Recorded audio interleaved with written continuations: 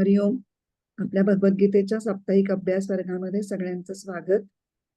2 आठवड्यांनी आपण भेटतो आहोत. प्रथम प्रार्थनेने सुरुवात करूया. नारायणं नमस्कृत्य नरं चैव नरोत्तमं देवीं सरस्वतीं व्यासं ततो जयमुदीरयेत्. वसुदेवसुतं देवं कंसचाणूरमर्दनं देवकी परमानन्दं कृष्णं वन्दे जगद्गुरुं. मूकं करोति वाचालं पङ्गुं लङ्घयते गिरिं यत्कृपातमहं वन्दे परमानन्दमाधवम्. हरिः ओम्. चौथ्या अध्यायातला 32वा श्लोक आपला थोडा शेवटचा भाग राहिलेला आहे. त्यामुळे 32वा श्लोक एकदा म्हण अश्विनी. मग आपण गीताईचा श्लोक वाचू आणि फक्त मराठी अर्थ वाचून मग मी डायरेक्टली जो शेवटचा पार्ट राहिलाय त्याच्या विवेचनाला सुरुवात करीन. एवं बहुविधा यज्ञ. एवं बहुविधा यज्ञा वितता ब्रह्मणो मुखे कर्मजान् विद्धितान् सर्वान् नैवै ज्ञात्वा विमोक्ष्यसे. विशेष बोलिले वेदे असे यज्ञ अनेक हे कर्माने घडिले जाणून सुटशील तू. फक्त मराठी अर्थ आपण एकदा वाचूया.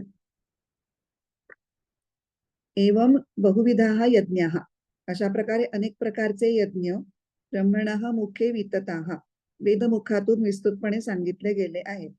तान सर्वान कर्मजान विद्धी, ते सर्व कर्मातूनच साकारणारे आहेत, हे तू जाण. एवं ज्ञात्वा विमोक्षसे, असे जाणून त्यांच्या अनुष्ठानाद्वारा कर्मबंधनातून तू मुक्त होशील. आता पहिला तर आता उजळणी आपली झालेलीच आहे. एवं बहुविधाः यज्ञाः ब्रह्मणः मुखे वितताः. हे सांगण्याचे कारण काय होतं की अर्जुनाला हे सांगायचं होतं की बाबा मी हे माझ्या मनचं सांगत नाहीये, ह्याला वेदांचा आधार आहे आणि हे कर्मातूनच साकार झालेले आहेत. म्हणजे याच्यात पुन्हा कर्माचं महत्व पुन्हा एकदा अधोरेखित करतायत भगवंत. आणि आता आपल्याला जो पार्ट बघायचा राहिलेला आहे, एवं ज्ञात्वा विमोक्षसे, हे जाणून तू चांगल्या प्रकारे मुक्त होशील. तर आता हे जाणून म्हणजे काय की आधीच्या श्लोकाच्या आधीच्या भागामध्ये जो विधान केलेलं आहे की सर्व साधनारूप यज्ञ हे वेदमुखातून सांगितले गेलेले आहेत आणि ते सर्व कर्मातून साकारणारे आहेत. आता हे विधान जाणणं काही फारसं अवघड नाहीये. तेवढं फक्त विधानच जाणण्यामुळे अर्जुन किंवा कोणीही माणूस दुसरा साधक हा मुक्त होईल असं तर गीतेला म्हणायचं नसणार. इतकं सोपं नसणार ना ते. तर त्यांना काय म्हणायचंय की हे सर्व साधनारूप यज्ञ हे त्यांचं स्वरूप जाणून घेतल्यानंतर मग तुम्ही ज्ञानमय अवस्थेला जाल. आणि ते स्वरूप कसं जाणलं जाईल, तर स्वरूप जाणण्याची शास्त्रात जी सांगितलेली प्रक्रिया आहे ती प्रक्रिया तुम्ही जाणली पाहिजे आणि मग त्याचा प्रयोगही केला पाहिजे. नुसतीच प्रक्रिया वाचली किंवा ऐकली म्हणजे जाणली नाही. तुम्हाला मनातल्या मनात कळलं की याच्यानंतर हे याच्यानंतर हे, प्रत्यक्षात तुम्ही केलंयत का? ते जेव्हा तुम्ही कराल तेव्हा तुम्हाला काही अडचणी येतील, मग तुम्ही परत गुरुकडे जाल, पुन्हा त्या अडचणी त्याच्यामध्ये सॉल्व्ह करून घ्याल आणि आपल्या चुका सुधारून पुन्हा ती सराव करायला लागणार त्या प्रक्रियेचा. सराव करता करता तुम्हाला जेव्हा ते पूर्ण साधेल तेव्हा तुम्ही ते पूर्ण जाणलं असा त्याचा अर्थ होईल. जे प्रक्रिया जाणणं हे प्रत्यक्ष करून पाहिल्याशिवाय होणार नाही. एक उदाहरण घेऊ आपण. आता जी बरीच 12 यज्ञ बघितले त्यातलं सर्वाणी इंद्रिय कर्माणि प्राण कर्माणि चा परे आत्मसंयम योगाग्नौ जुह्वते ज्ञान दीपिते, हा समजा आपण श्लोक घेतला. त्याच्यात काय सांगितलंय, सर्व इंद्रियांची आणि प्राणांची कर्म जेव्हा आत्मसंयम योगाग्नीमध्ये हवन केली जातात तो यज्ञ सांगितला.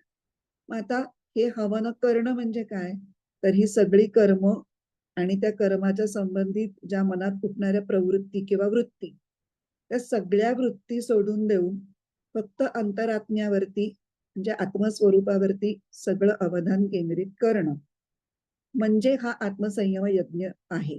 हे आधी आपण समजून घेतलं पाहिजे आणि मग नंतर ते करून पाहिलं पाहिजे. त्यातूनच पुढे आपल्याला आत्मज्ञानाची अवस्था प्राप्त होईल. आता आपण जो तुकडा बघतोय शेवटचा, एवं ज्ञात्वा विमोक्षसे, त्याच्यातलं आत्ता आपण जे बोललो ते एवम ज्ञात्वा, जाणणं म्हणजे काय, जाणणं म्हणजे करून पाहणं आणि प्रयोगामध्ये स्वतःला सुधारत सुधारत ते आपल्याला ती प्रक्रिया साधणं म्हणजे जाणणं, हे आता आपल्याला कळलं. आता इथे विमोक्षसे म्हणजे मुक्तीबद्दल बोलतायत, हे जाणून तू. आणि साधी नाही, चांगल्या प्रकारे मुक्त होशील असं म्हटलंय. तर मग मुक्ती म्हणजे काय म्हणायचंय त्यांना, विमोक्षसे म्हणजे कशा कशातून मुक्ती आहे. तर जीवन कर्म आचरताना कर्मयोगाच्या धारणांनुसार कर्म केली म्हणजे काय, तर कर्तृत्वाचा अहम आणि फळाच्या उपभोगाची आसक्ती सोडून जर कर्म केली तर कर्माच्या अज्ञानजन्य संस्कारांमधून तुम्ही मोकळे व्हाल. म्हणजे थोडक्यात तुमचं कर्म हे बंधनकारक होणार नाही, कर्माची फळं निर्माण होणार नाहीत. कारण फळं का निर्माण होतात, कर्तृत्वामुळे आणि भोक्तृत्वामुळे, जीवभावामुळे फळं निर्माण होतात. तो जीवभावच तुम्ही सोडलात तर त्याची फळच निर्माण होणार नाही, म्हणजे त्या कर्माच्या बंधनापासून तुम्ही मोकळे व्हाल. दुसरं काय आहे की स्वतःच्या आत्मस्वरूपाचं ज्ञान अंतरंग साधनेच्या माध्यमातून जेव्हा होतं, अंतरंग साधना म्हणजे कुठल्या, सगळ्यांना माहिती असलेली नामसाधना आणि ध्यान साधना, ह्या दोन सगळ्यात सर्व साधक ह्याच दोन साधनांचा जास्तीत जास्त वापर करताना दिसतात. तर ह्या अंतरंग साधनांच्या सहाय्याने जेव्हा आत्मज्ञान होतं तेव्हा मग तुम्ही आपोआपच प्रकृती बंधनातून मुक्त होता. आणि एकूणच अज्ञान, कारण तुम्हाला ज्ञान होतं ना, त्यामुळे अज्ञानापोटी तुम्ही जे काही चुकीचे गैरसमज तुमच्या मनामध्ये फोफावत असतात त्याच्यातून तुमची मुक्ती होते. त्यांच्यामुळे होणारी तुमच्या ज्या चुका हातून घडत असतात किंवा तुमची चुकीची साधना होत असते ते सुद्धा सगळं थांबतं. त्यामुळे त्याच्यातूनही तुमची मुक्ती होते. आणि दुसरं म्हणजे जेव्हा तुम्ही ही अंतरंग साधना बहिरंग साधना हे आत्मज्ञान मिळवण्याच्या उद्देशाने जेव्हा जेव्हा करत असता तेव्हा तुमचा एक विकास होत जातो.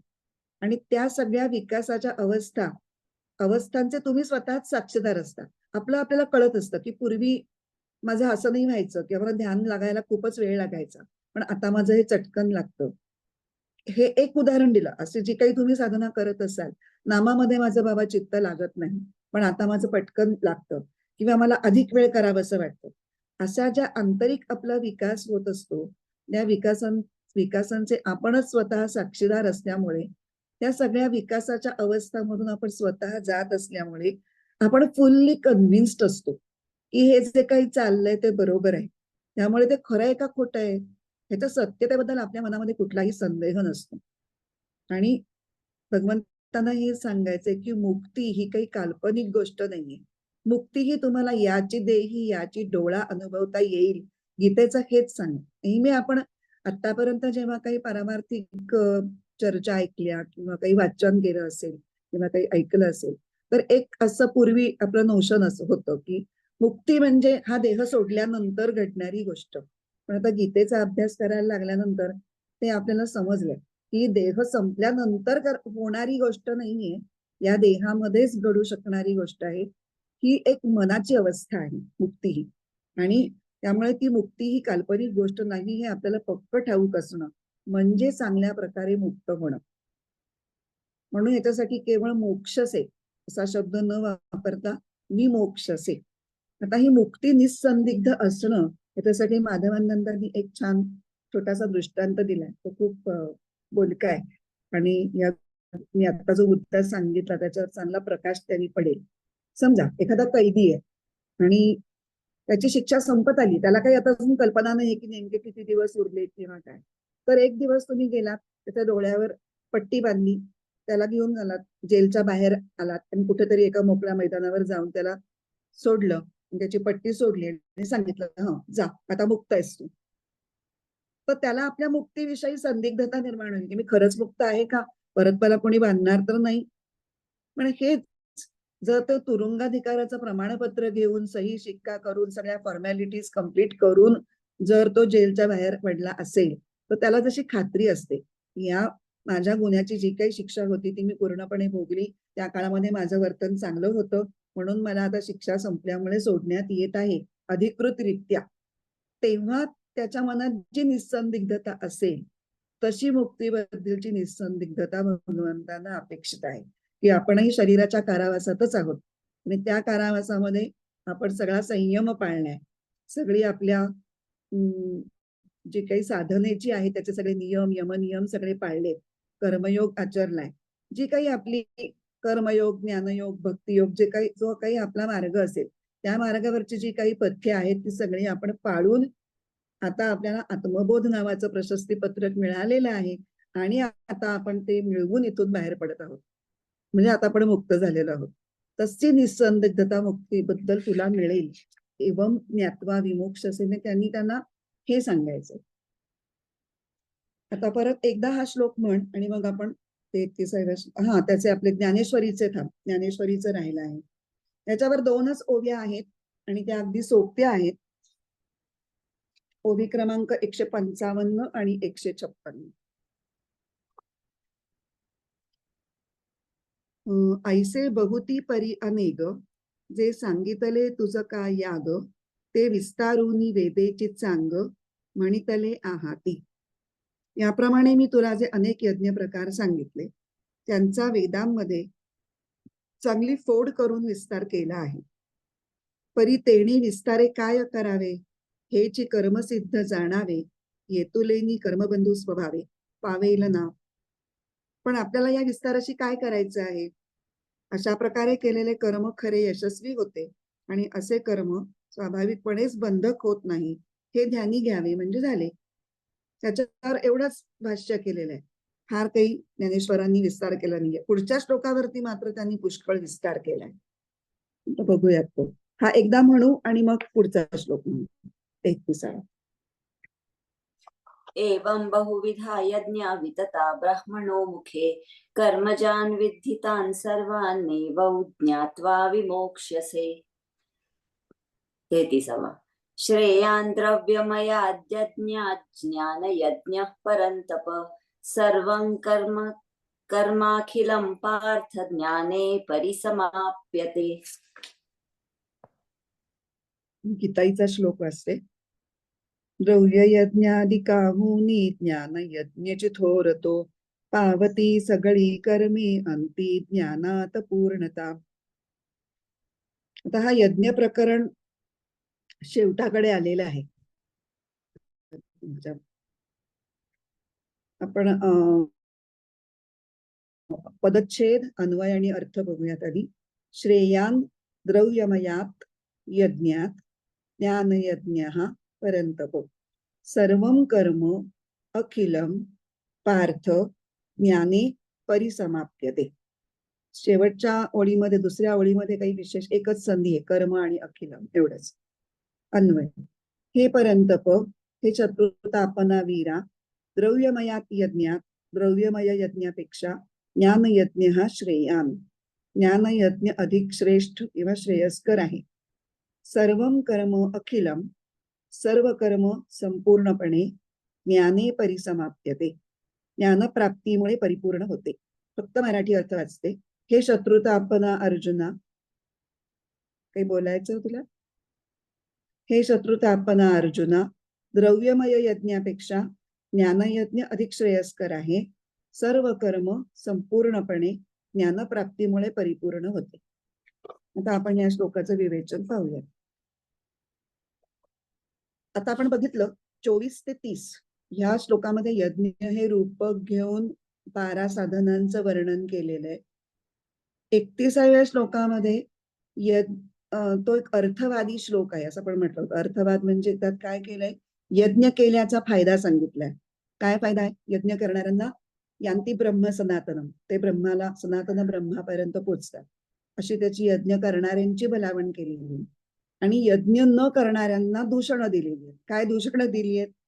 की यज्ञ न करणाऱ्याला इहलोकीचं सुख मिळत नाही, तर परलोकीचं सुख कुठून मिळणार? आता इथे आपण इहलोक परलोकाचे वेगळे वेगळे अर्थ त्या श्लोकामध्ये बघितले. रामसुखदासांनी इहलोक परलोकाचे जसे आपल्याला वाटतात तसे अर्थ सांगितले होते, की तुम्ही जर नीट वागला नाहीत, शिस्तीने वागला नाहीत किंवा अत्यंत स्वार्थीपणे वागलात, तर तुम्हाला खरोखरच इहलोक सुद्धा तुमचा त्रासदायकच आहे, स्वतःला, तुम्हालाही आणि तुमच्या भोवतीच्या लोकांनाही.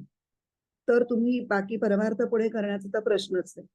आणि दुसरा आपण एकदम त्यातला फाईन अर्थ जो बघितला होता, की इहलोक म्हणजे कर्मयोग आणि परलोक म्हणजे ज्ञानयोग. जर कर्मयोगाची पूर्वीची तयारी आपल्याला नीट जमली नाही, तर ज्ञानयोग आणि त्याच्या पुढे समाधी अवस्था आणि आत्म्याशी एकरूपता वगैरे हे काही पुढचं आपण बोलायलाच नको. साध्या साध्या गोष्टीच आपल्याला जमत नाहीयेत असे त्याचे अर्थ बघितले. त्याच्यानंतर 32व्या श्लोकामध्ये भगवंत सांगतात की हे सगळं मी वेदांच्या आधाराने सांगतोय बरं का, माझ्या मनचं काही नाही, असा वेदांचा हवाला दिला की अर्जुनाला ते पटेल. हा जसा विचार भगवंतांनी केला होता तसाच या श्लोकामध्ये सुद्धा द्रव्य यज्ञ आणि ज्ञान यज्ञ यांची तुलना केलेली आहे. ती तुलना का केली आहे तर त्याचं पण एक कारण आहे. बरीच कारण आहेत, त्याच्यातली महत्वाची 2 कारणं आपण बघणार आहोत. पहिलं कारण आहे की सगळे साधनारूप यज्ञांचा उद्देश हा ज्ञान मिळवणं किंवा अल्टिमेट आत्मज्ञान मिळवणं हाच त्याचा उद्देश आहे हे सांगायचं. म्हणून ज्ञानयज्ञ हा द्रव्य यज्ञापेक्षा श्रेष्ठ आहे असं सांगितलं. आणि अजून एक कारण आहे की आता अर्जुनाला वेदांचा रूढ अर्थ तर माहिती आहे, कारण तो वेदविद्या पारंगत आहे. पण यज्ञाच्या अग्नीमध्ये कोणत्याच प्रकारचं हवन केलं जात नाही असा यज्ञ त्यांनी आतापर्यंत पाहिलेलाच नाही.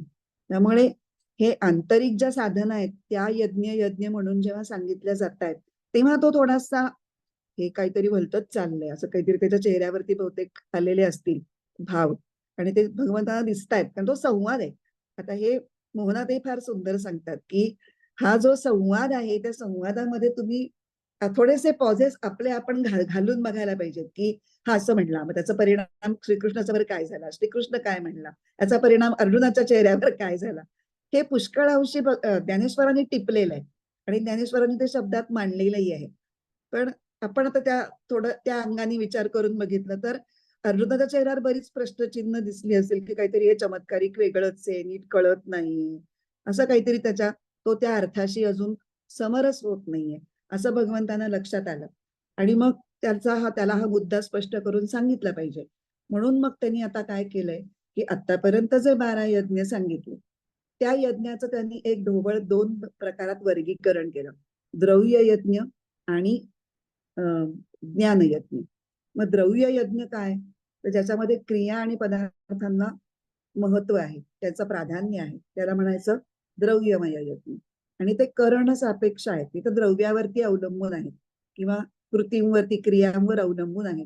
पण ज्ञान यज्ञ आहेत त्याच्यामध्ये कुठलीच द्रव्य वापरलेली नाहीयेत, फारशा क्रियाही नाहीये. त्याच्यामध्ये प्राधान्य कसलंय तर विवेकाचं.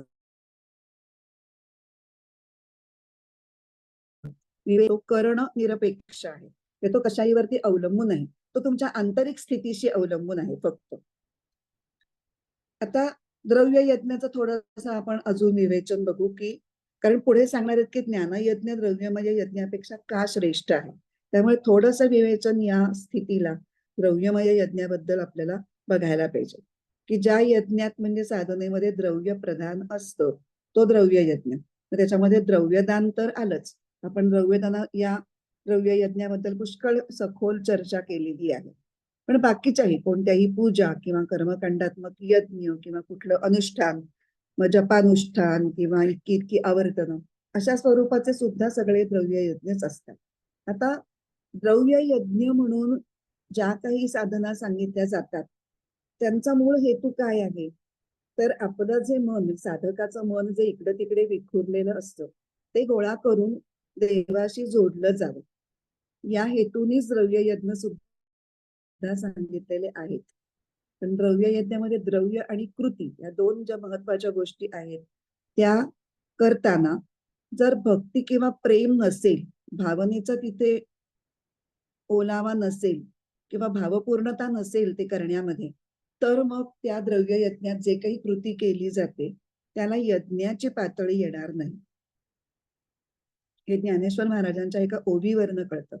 9व्या अध्यायामध्ये तो एक अत्यंत प्रसिद्ध श्लोक आहे, पत्रम पुष्पम फलम तोयम यो मे भक्त्या प्रयच्छति तदहम भक्त्युपहृतम अश्नामि प्रयतात्मनः.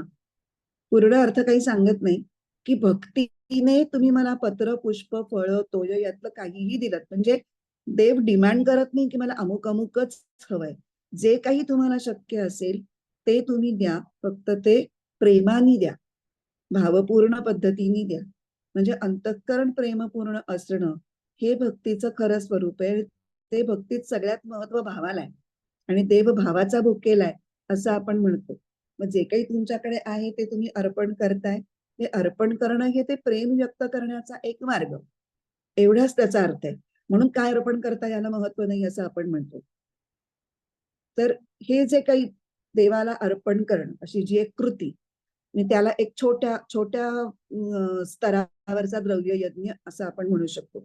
तर तो द्रव्य यज्ञ करताना काय होतं, तर इतर वेळेला सांसारिक गोष्टींमध्ये आपली जी ईश्वर प्रेमाची भावना ही दबलेली असते किंवा आपण त्याच्याविषयी विसरलेलो असतो, ती भावना प्रकट करायला आपल्याला एक निमित्त, एक स्थान मिळतं की मी देवाला फूल अर्पण करते.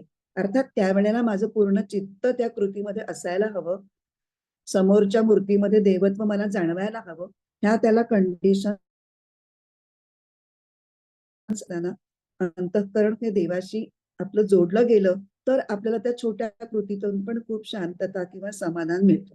आता हे झाले साधे द्रव्य यज्ञ. मग मोठमोठी मंत्र अनुष्ठानं असतात, मंत्रांसहित केलेले होम हवन असतात. हे सुद्धा सगळे मोठ्या प्रमाणावरचे द्रव्य यज्ञच आहेत. तर या द्रव्य यज्ञामध्ये एक फ्लॉ आहे. काय आहे, तर तो मनाला इकडे तिकडे जायला बरीचशी संधी मिळते या मोठ्या द्रव्य यज्ञामध्ये. एका बाजूला देवाचं काहीतरी चाललेलं असतं, मंत्र म्हणणं चाललेलं असतं, मंत्र म्हणत काहीतरी पूजेत अर्पण करणं वगैरे चाललेलं असतं आणि त्याच वेळेला मध्येच मन सांसारिक गोष्टींमध्ये पण फिरून येतं. त्यांनी उदाहरण दिलंय की समजा एखादा काही यज्ञ चाललाय, यजमानींबाई छान वस्त्र अलंकार घेऊन मधोमध नटून सजून बसलेत आणि जी कुठली देवता असेल त्या देवतेला अनुरूप काय पत्र फुलं म्हणजे काय तुळशी वाहणं चाललंय, बेल वाहणं चाललंय.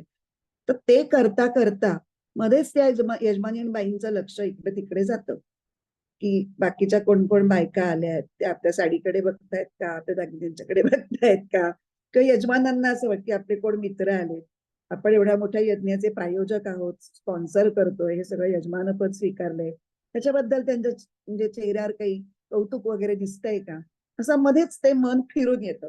मग पुन्हा येतं आणि मग परत जे काय मंत्र आणि वाहणं वगैरे चाललंय अर्पण करणं त्याच्याकडे परत जातं. तर द्रव्य यज्ञामध्ये ही फार गैरसोय होते. म्हणजे गैरसोय म्हणजे हे आपल्याला हे करताना मध्येच मन इकडे तिकडे जातं. तर फार गोष्टींशी त्याचा वेगळ्या वेगळ्या गोष्टींशी संबंध येतो. कशा कशाशी संबंध येतो, तर पहिलं विविध साहित्य, त्याला आपण द्रव्य म्हणतोय, त्या साहित्याशी, त्याच्यानंतर कर्मकांडानुसार कर्मकांडातली जी काही विधानं असतील, विधिविधान, त्याच्यानुसार करायच्या विविध कृती आणि इतर संबंधित गोष्टी, बाकीचा जो आपण सगळा पसारा मांडलेला असतो. पुष्कळ वेळेला असं होतं की आपण जेव्हा सत्यनारायणाची वगैरे पूजा करतो, तर आधीच्या तयारीमध्ये आपण भरपूर आपला वेळ गेलेला असतो, पण तरी काहीतरी राहतं किंवा मध्येच कोणीतरी येतं किंवा मध्येच फोन. आजकाल तर फोन हा व्यत्यय सगळीकडेच येत असतो. आपण गुरुजी सांगत असतात, पण आपण बिझनेस मधला काही असेल तर तेव्हा ते बोलणंही आपल्याला महत्वाचं वाटतं. मग जरा सांग त्याला वगैरे हे करताना इकडे गुरुजींचे 4 मंत्र पुढे गेलेले असतात आणि आपण नंतर कॅचअप करतो त्याच्याशी पुढे काहीतरी करून. असं खूप होत असतं. तर त्यामुळे ईश्वराच्या वाट्याला आपलं मन हे पूर्णपणे येत नाही. हा द्रव्य यज्ञामधला एक मोठा फ्लॉ आहे. मनाचा कशा कशाशी संबंध येतो याच्याबद्दल आपण बोलत होतो. एक तर द्रव्याशी येतो, प्रतिष्ठापना किंवा हवन इत्यादी कृतींशी येतो, जे काही मंत्र चाललेले असतात त्या मंत्रांशी येतो. म्हणजे काही लक्ष आपलं इकडे, काही लक्ष इकडे, काही लक्ष इकडे. कधी कधी मंत्र कळतच नसतात, मग आपण बोरही होतो की अरे बापरे काय चाललंय हे, कधी संपणार. मध्येच आपण घड्याळाकडे पण बघतो जर आपल्याला कळत नसेल तर. मग ज्ञानप्रबोधिनी पद्धत वगैरे असेल तर जरा आपलं चित्त लागतं, मंत्रांचे अर्थ सांगितले जातात, थोडी आपल्याला त्याच्यामध्ये सहभाग असतो. आता फक्त पंचीने सांगितलं हाताला हात लावा, अमक्याला अंक करा, हे करा ते करा, इतकं ते सगळं वरवर वरवर चाललेलं असतं. पण मंत्रांचा जो अर्थ आणि मंत्रांचा उद्देश की परमात्म्याला प्रसन्न करून घेणे, परमात्म्याचं स्तवन करणे, तिथपर्यंत आपलं मन हे पोचतच नाही बरेच वेळेला. त्यामुळे माधवानंद म्हणतात की द्रव्य यज्ञ जेवढा मोठा, तेवढ्या ह्या मनाला पळायला तेवढ्या वाटा जास्त सापडतात आणि मन इतरत्र जाण्याचं प्रमाण हे जास्त. आता सगळं झालं, शेवटी एक नमस्कार करायचा आहे सांगतेला. त्या नमस्कार करण्याच्या वेळचा क्षण तरी किमान आपण साधावा की नाही.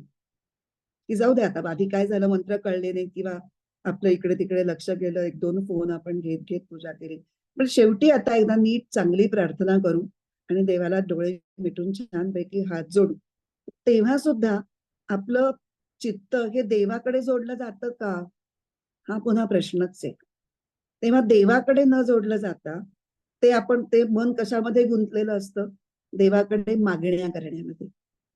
प्रार्थना म्हणजे काय, मला हे दे, मला ते दे, मला ते दे, मला ते दे, हे सगळं मागण्याशीच ते संबंधित होऊन जातं. म्हणजे पुन्हा देवासाठी देव हा भाग कुठेच येत नाही. मला अमुक अमुक हवंय म्हणून दे. ती पूजा सुद्धा सत्यनारायणाची अशी काहीतरी म्हटलेली असे की कोणाला तरी हा पहिला आला किंवा त्याला कुठे नोकरी मिळाली किंवा लग्न जुळलं की मग मी करीन वगैरे वगैरे, ते सुद्धा कुठल्या तरी सांसारिक गोष्टीसाठीच निगडीत असतं. त्यामुळे मन हे अशा प्रसंगी देवात न राहता ते समारंभामध्ये फिरत राहतं. त्यातल्या त्यात मग छोट्या द्रव्य यज्ञामध्ये म्हणजे आपली रोजची पूजा असेल, त्या पूजेमध्ये एक फूल व्हायचं आणि देवाला शांतपणे डोळे मिटून नमस्कार करून 2 मिनिटं तिथे शांत बसायचं, त्या देवाच्या अस्तित्वाचा अनुभव घ्यायचा. या प्रकारच्या म्हणजे एक उदबत्ती ओवाळायची, छोटासा दिवा लावायचा, नैवेद्य दाखवायचा. या क्रियांमध्ये देवाशी मन जोडलेलं ठेवणं हे त्या तुलनेने म्हणजे मोठ्या द्रव्य यज्ञाच्या तुलनेमध्ये थोडं जमण्याची शक्यता जास्त. आता हे झालं सगळं द्रव्य यज्ञाचं विवेचन, की द्रव्य यज्ञामध्ये आपलं मन कसं निसटू शकतं. आता द्रव्य प्रधान नसलेले यज्ञ कुठले, ते थोडस बघूया. तुकाराम महाराज आपल्याला मदतीला असतातच. कुठलाही मुद्दा काढला तरी तुकाराम महाराज काहीतरी म्हणतातच आणि ते इतकं छान म्हणतात की ते ऐकलं की आपल्या सगळ्या शंकाही फिटतात. तुका म्हणे नाम, तेणे पुरे माझे काम. एवढंच म्हटलंय तुकाराम महाराजांनी, की हे काम म्हणजे काय, तर नामानी देवाशी मन जोडलं जाणं. ह्याच्यामध्ये आनंदही आहे आणि उद्देशाकडे वाटचाल सुद्धा आहे. आणि पुन्हा याला द्रव्य काहीच लागत नाही. आपण द्रव्य यज्ञाचा जेव्हा विचार केला होता ना, तेव्हा आपण त्यात म्हटलं होतं की शरीर, मन आणि बुद्धी ह्याला सुद्धा द्रव्य मानायला हरकत नाही. तर इथे द्रव्य प्रधान नसलेले यज्ञ आपण आता बघतो, तर त्याच्यामध्ये शरीर, मन, बुद्धी एवढं सोडलं तर बाह्य कुठलंही द्रव्य लागत नाही, असं आपण थोडासा बदल करून घेऊ. कारण साधना म्हटली की आपल्याला पहिलं साधन शरीराचं येतं, दुसरं मनाचं येतं. शरीर, मन, बुद्धी आणि वाणी हे एकत्र यायलाच लागतं, त्याशिवाय काहीच साधना होऊ शकत नाही. मग हे द्रव्य यज्ञ, द्रव्य ज्याला लागत नाही असं जे नामसाधन आहे, ते कुणालाही केव्हाही आणि कुठेही करता येतं. त्यामुळे नामसाधना ही सगळ्यात व्यापक, तरीही म्हणजे अर्थातच व्यापक म्हटलं की सूक्ष्म हे वेगळं म्हटलं नाही तरी चालतं. कारण व्यापक इक्वल टू सूक्ष्म आणि स्थूल म्हणजे सीमित, असे आता आपण एवढं जे भगवद्गीतेवरचं चिंतन केलंय तेव्हा आता आपल्याला हे कळायला हरकत नाही. जी स्थूल गोष्ट असते ती सीमित असते आणि सूक्ष्म असते, त्यात सोपी आहे आणि कोणतीही उपाधी नसलेली साधना आहे. आणि म्हणूनच 10व्या अध्यायात विभूती योगामध्ये भगवंत स्वतः म्हणतात, यज्ञानाम जपयज्ञोस्मी, म्हणजे सर्व यज्ञांमध्ये जपयज्ञ मी आहे, तो श्रेष्ठ आहे. आणि जे श्रेष्ठ आहे तिथे दिव्यत्वाची जेथ प्रचिती, तेथे कर माझे जुळती. तिथे आपल्याला पटकन भगवंत लक्षात येतो. याचा अर्थ असा नाही की खालच्या कुठल्या गोष्टीमध्ये भगवंत नसतो, पण तो आपल्याला जाणवत नाही. दिव्यत्व आपल्याला जाणवतं आणि ते परमेश्वराची अनुभूती आपल्याला चटकन येऊ शकते, म्हणून तसं म्हटलेलं आहे. तर जपयज्ञ म्हणजे नामानी ईश्वर स्मरण. आता रामदास स्वामींनी पण एक छान श्लोक लिहिलाय, त्याच्यामध्ये द्रव्य यज्ञ आणि ज्ञान यज्ञ यांचा एकेका ओळीत त्यांनी उल्लेख केलेला आहे. बहुतांपरी संकटे साधनांची, व्रते दान उद्यापने ती धनाची, दिनाचा दयाळू मनी आठवावा, प्रभाते मनी राम चिंतित जावा. पहिली जी ओळ आहे ना, बहुतांपरी संकटे साधनांची, व्रते दान उद्यापने ती धनाची, याच्यामध्ये व्रत, दान, उद्यापन हे द्रव्य यज्ञाचे अनेक प्रकार त्यांनी त्याचे एका ओळीत उल्लेख केलेला आहे. आणि दुसरी जी ओळ आहे त्याच्यामध्ये ज्याला द्रव्य लागत नाही अशा ज्ञानयज्ञांचे उल्लेख आहे. पहिलं काय आहे, दिनाचा दयाळू मनी आठवावा. हे आपण नामस्मरणामुळे ह्या श्लोकापर्यंत आलोय बरं का. म्हणजे फक्त देवाचं स्मरण करायचं आहे, तर त्याला काय साधन लागणार आहे? त्याला काहीही द्रव्य लागणार नाही. आणि पुढचं, प्रभाते मनी राम चिंतित जावा, विचार करण्याला किंवा चिंतनाला सुद्धा कुठलंच द्रव्य लागत नाही. तेव्हा व्यवहार काळी किंवा साधनाच्या काळी सहज आचरता येणारा द्रव्य नसलेला साधनरूप यज्ञ म्हणजे नामाने ईश्वर स्मरण करणं. नामाने नाम घेतलं की आपोआपच नामीचं चिंतन होतच. त्याच्या खेरीज तप, स्वाध्याय, चिंतन आणि ध्यान हे सुद्धा याच्या 4 साधना आहेत. त्या सुद्धा परमात्म्याशी चित्त जोडणाऱ्या आणि परमात्म्याच्या स्वरूपाचं वैचारिक ज्ञान आपल्याला करून देणाऱ्या त्या साधना आहेत. आणि हे सगळे द्रव्यमय नाहीत, तर ते ज्ञानप्रधान यज्ञ पद्धती आहेत. आपण या सगळ्यांच्या विषयी मला वाटतं 28वा श्लोक, द्रव्य यज्ञास्तपो यज्ञ योग यज्ञास्तथा परे स्वाध्याय ज्ञान यज्ञाश्च यतयः संशितौ रताः. या श्लोकाच्या विवेचनादरम्यान आपण प्रत्येक एकेका कॅटेगरीतल्या यज्ञाबद्दल सविस्तर बोललेलो आहोत. तर त्यावेळेला जेव्हा आपण स्वाध्याय यज्ञ आणि वाघ यज्ञ हे जे बघत होतो, तेव्हा ज्ञानेश्वरीतली एक ओवी बघितली होती. त्याचा इथे थोडासा संदर्भ घ्यायचा आहे. म्हणजे जेवढा संदर्भ घ्यायचा आहे तेवढाच तुकडा आपण बघूयात. 141वी ओवी होती ती, शब्दी शब्द यजिजे तो वाघ यज्ञ, ज्ञानी ज्ञेय गमिजे, ज्ञाने ज्ञेय गमिजे तो ज्ञानयज्ञ. आता इथे आपण ज्ञानयज्ञाच्या संदर्भात बोलतो आहोत, त्यामुळे आपल्याला तेवढाच तुकडा पाहिजे की ज्ञानी ज्ञेय गमिजे. ज्ञेय म्हणजे काय? जे जाणायचंय ते परमात्म तत्व म्हणा किंवा ईश्वराचं स्वरूप.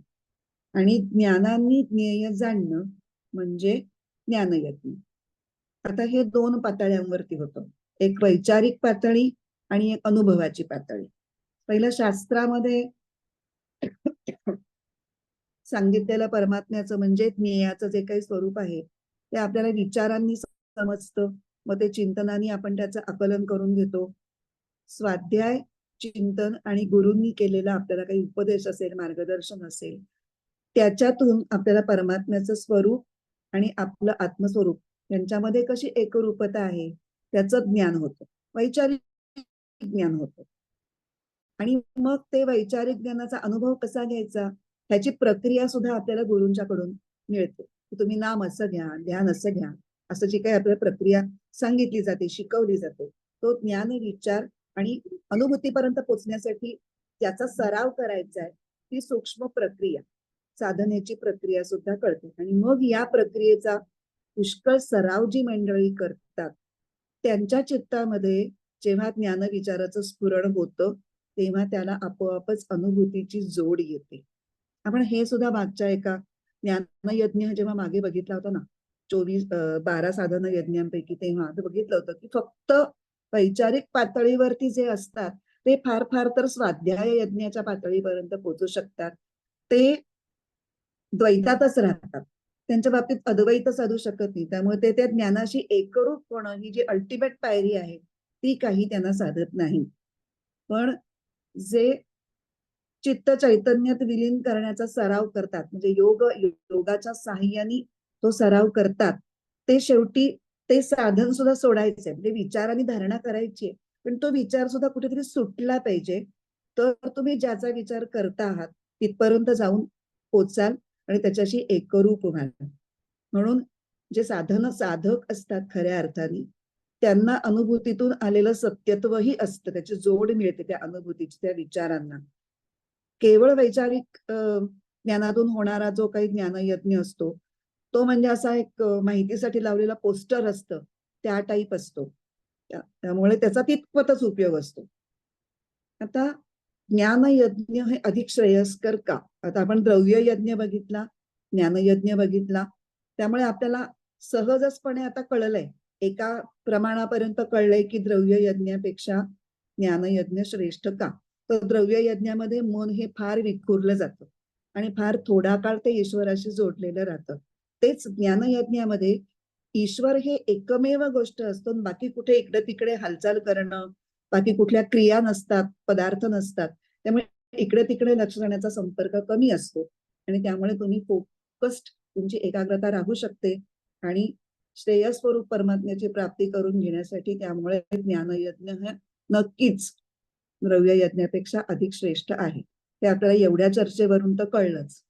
आता द्रव्य यज्ञ आणि ज्ञानयज्ञ अशी तुलना करण्याचे अजून काही उद्देश आहेत, ते पण आपण थोडे समजून घेऊ की का केली ही तुलना. आता हा विषय संपत आणल्यानंतर ती मुद्दाम केलेली आहे. तर त्याची कारणं अशी आहेत की अर्जुन आणि त्याच्यासारखेच ज्ञानप्राप्तीची किंवा ईश्वर प्राप्तीची इच्छा धरणाऱ्या कोणत्याही व्यक्तीने पारंपरिक पद्धतीने चालत आलेले जे कर्मकांडात्मक जे यज्ञ आहेत, त्या यज्ञ पद्धती आणि त्याच्याशी संबंधित असलेल्या स्वर्गप्राप्तीच्या वगैरे ज्या कल्पना आहेत, त्या कल्पनांना बळी पडू नये, त्याच्यातून त्यांनी बाहेर पडावं, त्या कल्पनांना छेद देऊन त्या बाहेर पडाव्या. दुसरं, कर्मयोगाद्वारे त्यांनी चित्तशुद्धी करून घ्यावी, पण चित्तशुद्धीशिवाय पुढे ज्ञानप्राप्ती होऊ शकणार नाही. हे पण एक उद्देश आहे. आणि अंतरंग उपासना म्हणजे नामसाधना आणि ध्यानसाधना, ह्याच्यातून चित्त चैतन्यामध्ये विलीन करण्याचे जे प्रयत्न आहेत, त्या प्रयत्नांवर भर द्यावा, कारण तेच तुम्हाला शेवटच्या त्या अवस्थेपर्यंत नेणार आहे. रोज तुम्ही तुमचं लागो न लागो 10 मिनिटं बसायची शरीराला मनाला सवय करायलाच हवी. तरच कधीतरी त्या 10ची 15 मिनिटं होतील, 15ची 20 मिनिटं होतील आणि त्या 20 मिनिटात ती जी 5 मिनिटं किंवा 2 मिनिटच तुमचं खरं खरं एकात्मता असेल, त्या 2 मिनिटाची 3 मिनिटं होतील किंवा 3.5 किंवा 4 होतील, कारण ती गती अत्यंत कमी असते. त्यामुळे त्याच्यासाठी खूप सिन्सिअरली प्रयत्न करणं एवढा एकमेव मार्ग आहे आणि तो करण्याला उद्युक्त करावं म्हणून हे सांगतायत की द्रव्य यज्ञापेक्षा ज्ञानयज्ञ हेच श्रेष्ठ आहेत. ते करायला अवघड असले तरीही प्रयत्ने वाळूचे कड रगडिता तेलही गळे, तेवढा एकच मार्ग आहे. कुठेही इथे शॉर्टकट अध्यात्मामध्ये नाही. जे काही आहे ती वाटचाल खडतर आहे, चालायची आपल्या आपल्या गतीने चालायची, दुसऱ्याच्या गतीशी आपली कंपॅरिझन करायची नाही. आपली गती वाढतीये का, कालच्यापेक्षा आज थोडे पुढे आहोत का, एवढंच बघायचं. आता ज्ञानदेवांनी आता आपण असं करूयात, ज्ञानेश्वरीचा आपल्याला रेफरन्स अधूनमधून घ्यायचा आहे. तर आपण या स्टेजला जरा थांबू आणि ज्ञानेश्वरीतल्या सगळ्याच ओव्या एकदा ओव्या आणि मराठी अर्थ असा वाचून घेऊ आणि मग जसजसं लागत जाईल तसतसं आपण ज्ञानेश्वरीचं विवेचन ह्याला जोडून घेणार आहोत. आता ही 157 पासून सुरू आहे ओवी, 157 ते 163. अर्जुना, वेदू मूळ, जे क्रियाविशेषे स्थूळ, जया नव्हाळीयेचे फळ स्वर्गसुख. अर्जुना, वेदामध्ये जे बाह्य क्रियाप्रधान स्थूल यज्ञ सांगितले आहेत, त्यांचे नवलाचे फळ स्वर्गसुख हे आहे. ते द्रव्यादी यागू कीर होती, परी ज्ञान यज्ञाची सरी न पवती, जैसी तारा तेज संपत्ती दिनकरापाशी. ते यज्ञ म्हणजे जड द्रव्याचे हवन. त्यामुळे जशी सूर्याजवळ तारांच्या तेजाची प्रौढी फिकी पडते, तसे ते सर्व जड यज्ञ या ज्ञान यज्ञाशी तोलता हलकेच ठरतात. देखे परमात्म सुख निधान, साधावया योगी जन, जे न विसंबिती अंजन, उन्मेष नेत्री. अरे, जे ज्ञान स्फूर्तीच्या डोळ्यांना दिव्य अंजनासारखे होते आणि परमात्म सुखाचा गुप्त ठेवा सापडावा म्हणून ज्याला योगीजन कधीच दूर होऊ देत नाहीत. आता हे प्रत्येक वाक्य, प्रत्येक ओवीमधलं वाक्य अर्धवट वाटणार आहे, कारण जे अंतिम ज्ञान मिळायचंय त्या ज्ञानाने काय काय परिणाम होतात असं वर्णन करत, जे ज्ञान जे धावत या कर्माची लाणी, नैष्कर्म्य बोधाची खाणी, जे भुकेली या धणी साधनाची. जे ज्ञान चालू कर्माचे अखेरचे फळ, निष्कर्मपणाची खाण आणि तळमळणाऱ्या साधकांचे पूर्ण समाधान आहे. जेथ प्रवृत्ती पांगुळ जागली, तर्काची दिठी गेली, जेणे इंद्रिये विसरली विषय संगू. जे ज्ञान प्राप्त झाले असता कर्माची आवड दुर्बल होते, तर्क आंधळा होऊन बसतो, इंद्रियांना विषय सेवनाचा विसर पडतो. मनाचे मनपण गेले, जेथे बोलाचे बोलकेपण ठेले, जया माझी सापडले ज्ञेय दिसे. मनाचे मनपणच मोडतं, बोलाचा बोलकेपणाच खुंटतो आणि ज्ञेयाचा पत्ता लागतो. जेथ वैराग्याचा पांगू फिटे, विवेकाचा ही सोसू तुटे, जेथ न पाहता सहज भेटे आपण पे. जे ज्ञान वैराग्याची हौस पुरवते, विवेकाचे समाधान करते आणि अनायासाने, ऍक्च्युली हौस न म्हणता वैराग्याचं पांग फेडतो. पांग फेडणं हे जे आपण मराठीमध्ये म्हणतो ना, ते तसंच इथे आहे.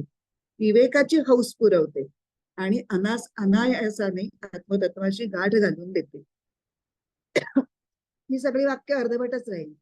ते ज्ञान पै बरवे अशी 34व्या पुढच्या श्लोकावरची जी पहिली ओवी आहे ती त्याला जोडून घेते. ते ज्ञान पै बरवे, जरी मनी आती आडावे, तरी संताया भजावे सर्वस्वेशी. ज्या ज्ञानाबद्दल बोलतात त्या ज्ञानाने काय काय काय काय घडतं, जेव्हा ते आत्मज्ञान होतं तेव्हा काय काय स्वरूपाचे अनुभव येतात किंवा तुमच्यावरती म्हणजे साधकावरती काय काय परिणाम होत जातात, ते फार सुंदर रीतीने वर्णन केलेलं आहे. आणि त्याच्यावर अतिशय सुंदर एक्सप्लेनेशन माधवानंदांनी सांगितलंय.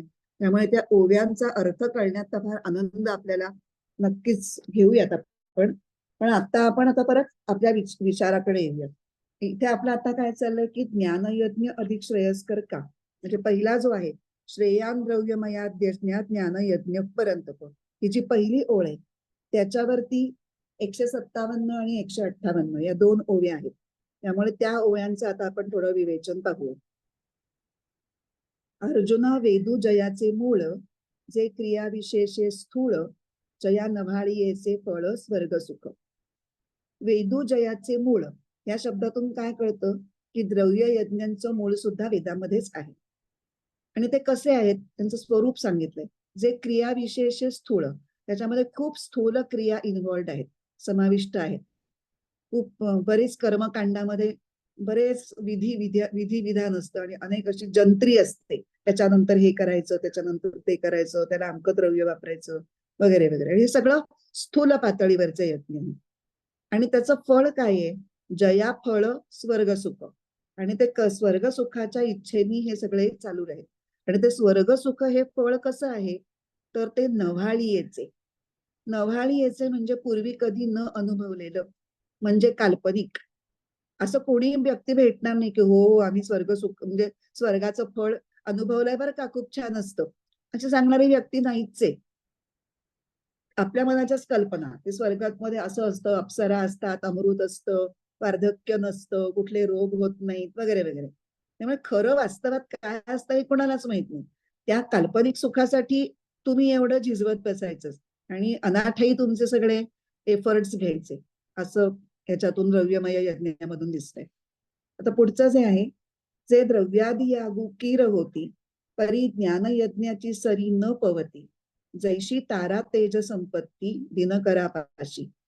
द्रव्यादी, आदि शब्दाने काय सांगितलंय, द्रव्य हे प्रमुख आहे, प्रधान आहे ज्या यज्ञामध्ये. ते यागू म्हणजे यज्ञ.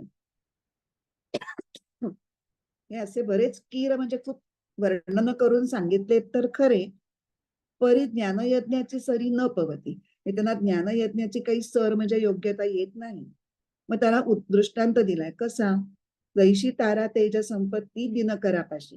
म्हणजे सूर्य जोपर्यंत उगवत नाही तोपर्यंत कितीतरी मोठे तेजस्वी तारे आकाशामध्ये चमकत असतात, ते तुम्हाला आकर्षित करून घेतात.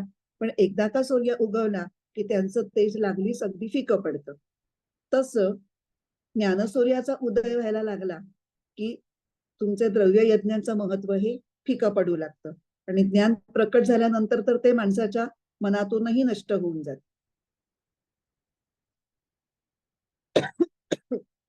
इथे पहिली ओळ आता पूर्ण झाली. आता ज्ञानयज्ञ श्रेष्ठ असण्याची वेगवेगळ्या विद्वानांनी आपापल्या बुद्धीने काही कारण सांगितलेली आहेत, ती आपण आता बघणार आहोत. पुढच्या सर्वं कर्माखिरं पार्थ ज्ञाने परिसमाप्यते या ओळीला जाण्यापूर्वी हे बघायला पाहिजे, कारण त्याच्यातूनच आपल्याला हे उत्तर म्हणून कसं येतं ते आपल्याला कळेल. तर शंकराचार्य म्हणतात की द्रव्यमय यज्ञ हे फळ निर्माण करतात आणि ज्ञान यज्ञाचं काहीही फळ निर्माण होत नाही. म्हणून द्रव्य यज्ञ हा इन्फेरियर आहे. नंतर रामसुखदास म्हणतात की ज्ञानयज्ञामध्ये संपूर्ण क्रिया आणि पदार्थांशी पूर्ण संबंध विच्छेद होतो. कारण ज्ञानयज्ञामध्ये क्रिया आणि पदार्थ नसतातच. क्रिया तरी आंतरिक क्रिया असतात, बाह्य क्रिया नसतात. म्हणजेच काय त्यांना म्हणायचंय त्याच्यातून, की एकदा तत्वाचं ज्ञान झालं की काहीही करणं, काहीही जाणणं किंवा काहीही प्राप्त करणं हे उरतच नाही. कारण एका परमतत्वाशिवाय बाकी कशाची सत्ताच नाही हे जेव्हा तुम्हाला कळतं तेव्हा तुम्ही कशाच्याच मागे लागत नाही. म्हणून ज्ञानयज्ञ हा द्रव्य यज्ञापेक्षा श्रेष्ठ. तर डॉक्टर शंकर अभ्यंकर म्हणतात की द्रव्यमय यज्ञाचं फळ हे नाशवंत असतं. अगदी त्याचं सगळ्यात मोठ्यात मोठं फळ जे आपण कल्पना करतो ते म्हणजे स्वर्गसुख. तर तो स्वर्गसुख तरी एकदा मिळाला की कायमस्वरूपी मिळणार आहे का? नाही. क्षीणे पुण्ये मर्त्य लोकम विशंती. तुमचं पुण्य जोपर्यंत आहे तोपर्यंत स्वर्गसुख भोगा. पुण्याचा संचय संपला की पुन्हा पृथ्वी तलावर जन्म घेऊन या. असंच जर आहे तर त्याची काय एवढी मातब्बरी? नाशवंतच फळ देतं. तर ज्ञानयज्ञाचं फळ काय आहे? तर साक्षात परमात्म्याची प्राप्ती आहे. आणि परमात्मा हा चिरंतन, शाश्वत, अविनाशी असं त्याचं स्वरूप आपण पाहिलेलं आहे. त्यामुळे अविनाशी फळ देणारा ज्ञानयज्ञ हा कधीही द्रव्य यज्ञापेक्षा श्रेष्ठ. तर स्वामी चिन्मयानंद काय म्हणतात?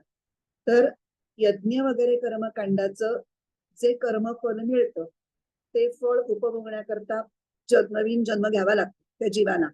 आणि त्या नवीन जन्मामध्ये त्या जीवाला पुन्हा काही जबाबदाऱ्या स्वीकारून नवीन कर्म स्वीकारावी लागतात, ती पार पाडावी लागतात. हे करताना पुन्हा नवीन फळं निर्माण होतात, ती फळं भोगण्याकरता म्हणजे ही सायकल सुरू राहते. त्यामुळे कर्माने संपत नाही.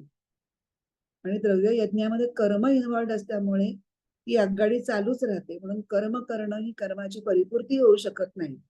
म्हणून ह्याच्या उलट आता ज्ञानयज्ञ, यथार्थ ज्ञान म्हणजे आत्मज्ञान. आणि ते यथार्थ ज्ञान झालं की सर्व प्रकारची कर्म ही कायमची संपतात. कारण आपल्यातला जीवभाव जेव्हा संपतो तेव्हा आपल्याला ज्ञान होतं. आणि आपल्यातला जीवभाव जो असतो तोच करता असतो, तोच भोगता असतो. जोपर्यंत आपल्यामध्ये जीवभाव असतो तोपर्यंतच आपण स्वतःला करता किंवा भोगता मानतो.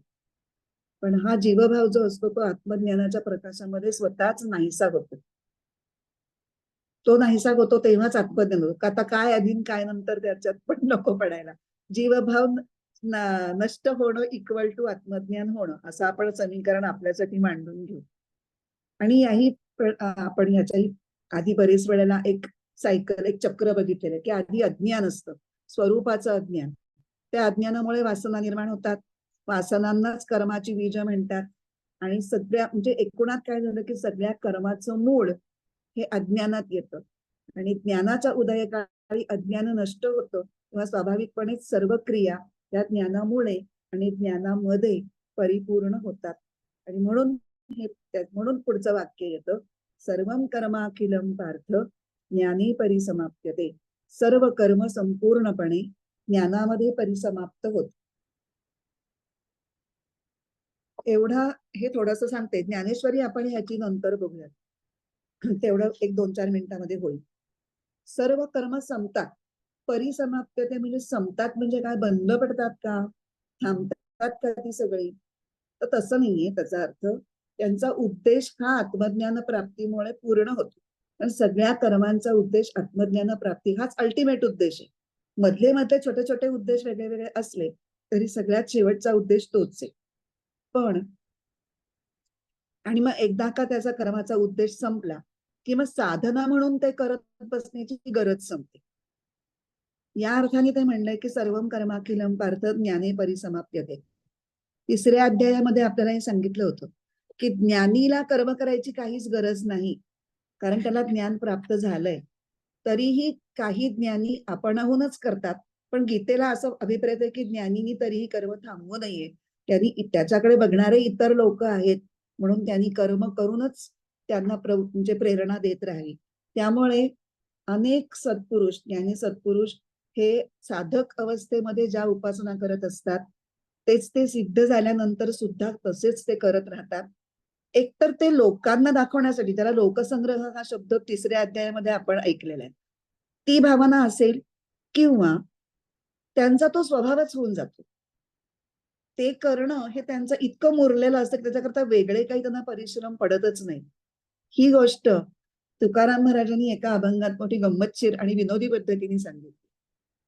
आधी होता वाघ्या, त्याचा झाला पाग्या, त्याचा येळकोट राहीना, मूळ स्वभाव जाईना. वाघ्यामध्ये ते खंडोबाला वाहिलेले असतात, खंडोबाचे सेवक असतात आणि येळकोट येळकोट जय मल्हार किंवा सदानंदाचा येळकोट अशा घोषणा देत ते आपली परडी घेऊन फिरत असतात. मग लोक त्यांना काही दान देतात वगैरे. आता त्या वाघ्याला राजाच्या घोड्याच्या पागेवर अधिकारी म्हणून नेमणूक झाली. त्याला आता ते येळकोट करत फिरण्याची काही गरज आहे का? नाही. त्याला चांगली व्यवस्थित छान चांगल्या पगाराची नोकरी मिळाली. पण त्याला सवय लागलेलीच होती ना, येळकोट येळकोट येळकोट सारखं म्हणत. मग ते त्याचा येळकोट राहीना, मूळ स्वभाव जाईना. आधी होती दासी, पट्टराणी केले तिसी, तिचे हिंडणे राहीना, मूळ स्वभाव जाईना. पट्टराणी झाली तरी तिला काम करायची सवय असल्यामुळे ती आपली इकडे तिकडे हिंडून चुळबुळ करत जे काय करायचं नाही तेही करतच बसली. आता ते मूळ मुद्द्यावर येतात. आधी होता संत संग, तुका झाला पांडुरंग, त्याचे भजन राहीना, मूळ स्वभाव जाईना. आता भजनाची आवश्यकता नाही, संत संघाची सुद्धा नाही, पण संत संघाची एवढी आवड लागलीये आणि भजनाची एवढी गोडी लागलीये की आता नामाची सवयच झाली. त्यामुळे ते आपोआपच हाताने तेच घडतंय. तुकाराम महाराजांच्या बाबतीत एक असं सांगतात की तुकारामांची महती ऐकून एक माणूस त्यांना भेटायला आला होता आणि अगदी भल्या पहाटे तो आला म्हणे. तर तेव्हा ते परसाकडे गेले होते. त्यांच्या बायकोने सांगितले ते तिकडे गेलेत. तर ह्याला अगदी ते तिकडून येईपर्यंत काही राहावे ना. तो कुठे गेलेत काय गेलेत विचार करून तिकडे गेला. तर त्याला तिकडून नाम घेण्याचा आवाज ऐकू आला. तर तो फारच वैतागला की काय हे, असं काय हे, परसाकडे जाताना काय नाम घेतात. आणि मग ते म्हणलं की तुमचं हे बरोबर नाहीये तुकाराम बुवा, तुम्ही असं शौचाच्या वेळेला कसं काय नाम घेता. म्हणलं बरोबर आहे तुमचं, पण मी नाम तोंडाने घेत नाही तरी माझ्या रोमारोमातून नाम येतं. मी काही करू शकत नाही, माझा कंट्रोल नाही. तुमचं म्हणणं अगदी बरोबर आहे की अशा अशौच गोष्टी करताना नाम नाही घेतलं पाहिजे, पण माझा त्याच्यावर कंट्रोलच नाहीये हो. मग ते म्हणतात काही नाही, तुम्ही उगाच काहीतरी बोलता. ते म्हणतात ठीक आहे ठीक आहे, मी आता शांत बसतो, तुम्ही बसा माझ्या समोर. आणि ते नाम घेत नसतात, उच्चारत नसतात, तरीही त्यांच्या रोमारोमातून नाम येत असतं, विठ्ठल विठ्ठल विठ्ठल विठ्ठल. तेव्हा त्याची खात्री पडते की आता हे सगळ्याच्या पलीकडे गेले. त्यांना आता नाम थांबवा म्हटलं तरी ते शक्य नाहीये. एक तर थांबवण्याची त्यांना इच्छा नाहीये. ते इतकं मुरलंय त्यांच्या स्वभावामध्ये, आत आत गेलंय ते पेशींपर्यंत, की ते तिथून ते येतच राहणार. त्यामुळे हे आत्मज्ञान किती अत्युच्च स्थिती आहे, अत्युच्च स्थिती आहे ते आता आपल्याला पुढच्या 159 ते 163 163 ओव्यांमध्ये आपल्याला वेगवेगळ्या पद्धतीने खूप छान ज्ञानेश्वरीमध्ये पाहायला मिळणार आहे. पण ते मी आता सुरुवात नाही करत, कारण ते अर्धवट राहील आणि ते एका फ्लो मध्ये आपण समजून घेतलं तर आपल्याला त्याची मजा जास्त येईल. त्यामुळे इथे आपण थांबूया. 5 मिनिटं आहेत का अजून? नाही ना, झालाय वेळ. माझ्या इथे 2 घड्याळ आहेत आणि दोन्हीमध्ये वेगवेगळ्या वेळा आहेत, त्यामुळे मला खरी वेळच कळत नाही. ठीक आहे, आपण थांबू, कारण आता उरकायचं नसल्यामुळे हे आपण एका फ्लो मध्ये घेऊ पुढच्या वेळेला. ओम पूर्णमद पूर्णमिदम पूर्णात् पूर्णमुदच्यते पूर्णस्य पूर्णमादाय पूर्णमेवावशिष्यते. ओम शांति शांति शांति. हरि ओम. श्री गुरुभ्यो नमः. हरि ओम.